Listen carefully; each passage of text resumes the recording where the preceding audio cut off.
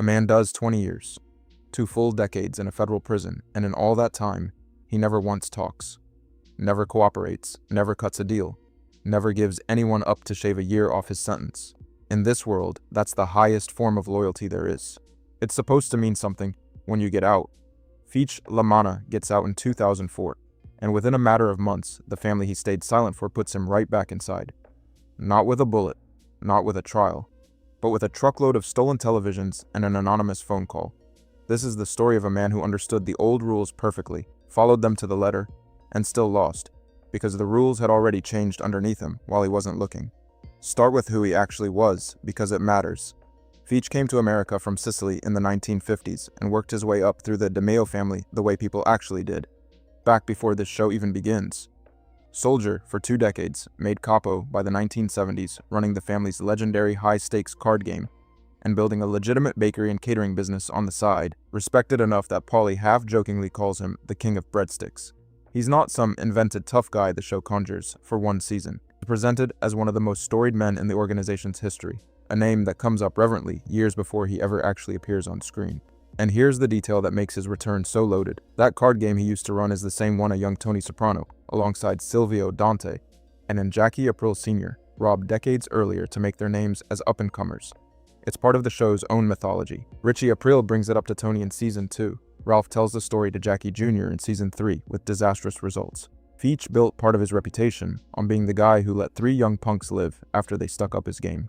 Tony built part of his own legend on having been ballsy enough to do it. So when Feech gets out and sits down with the crew, regaling the younger guys with the story himself, and then asks Tony, point blank, to let him run the game again, that's not a small ask. That's the man Tony once robbed, asking the kid who robbed him, now the boss of the entire family, for his old life back. And Tony says yes, grants him supervision of the game and a cut of the profits, even though it's technically been run by Junior's crew this whole time Feech was away. It's a real gesture of respect, genuine deference to a man who did 20 years the hard way.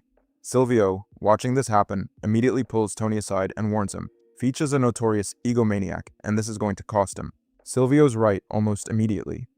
Feech uses his seat at Tony's own executive game, the same table he's just been let back into as a gesture of respect, to pick up intel on an upcoming society wedding from another player, Dr. Ira Fried, who's grumbling about what his daughter's wedding is costing him. Feech doesn't just file that away as gossip. He takes intel gathered inside the boss's own inner circle, crashes the reception, and steals the guests' luxury cars in broad daylight. What actually enrages Tony is what Feech does with the cars afterward. He routes them through a contact belonging to Johnny Sack, a rival capo up in New York, instead of using anyone from his own family's operation. And he doesn't kick up a cut of the profits to Tony until he's directly asked for it. In a business built entirely on loyalty flowing upward and outward through the right channels, Feech has just violated both directions at once, and it started by robbing the room Tony had just personally welcomed him back into. Around this same stretch, Feech gets into a much uglier situation entirely on his own initiative. He decides a landscaping territory belongs to his nephew, Gary La Manna, and confronts the man who's actually been working that neighborhood for over 20 years, a small business owner named Sal Vitro. When Sal doesn't back down fast enough, Feech beats him savagely, breaking his arm against the curb. Tony Blundetto has to physically pull Feech off him, reminding him, mid-beating, that he's on parole and could be sent right back to prison if the police get involved. It turns out Sal is a friend of Paulie's aunt, and once Paulie finds out, he gets involved too. First trying diplomacy with Feech, then confronting Gary directly. Tony ends up brokering the whole mess personally, splitting the territory down a street, ordering compensation for Sal's injury, and naturally, taking his own cut of the settlement for himself. None of this, on its own, is unusual behavior for this world.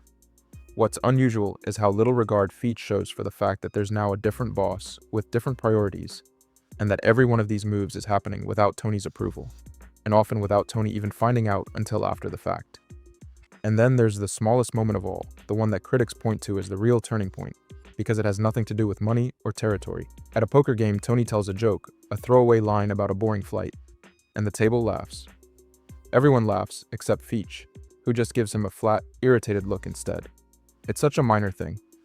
But this happens right after Carmela's told Tony, bluntly, that the men around him aren't really his friends. They're flunkies, people who laugh at his jokes because they're scared of him, not because he's actually funny.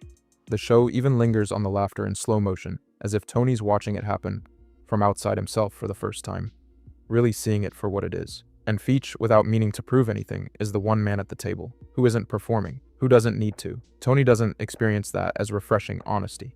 He experiences it as a threat, because Tony's lived through almost this exact situation before. A handful of seasons earlier, Richie Aprile came home from prison with the same posture, old school, entitled, unwilling to accept that the hierarchy had moved on without him. Richie escalated until he became an active danger, and Richie ended up dead, dragged out of Tony's own sister's kitchen in a garbage bag. Tony references that history directly when he makes his decision about Feech. Did I learn nothing from Richie Aprile? Nip it in the bud. That's not subtext, that's the actual line. Tony is explicitly, consciously applying the lesson from one failure to avoid repeating it with a second old-timer who won't fall in line. But this time, Tony doesn't reach for a gun, and that choice says as much about how far he's come as a boss as anything else in this arc. Feech isn't a nobody. He's a legendary figure, arrested during the same wave of prosecutions that took down Tony Blundetto and Phil Leotardo. Killing a man like that without an airtight justification doesn't just remove a problem, it creates several new ones, especially with the entire New York family already unstable after the death of their own boss. An unexplained hit on a respected old-timer is the kind of thing that starts wars. It isn't the kind of thing that quietly ends a conflict. So Tony solves it the clever way instead.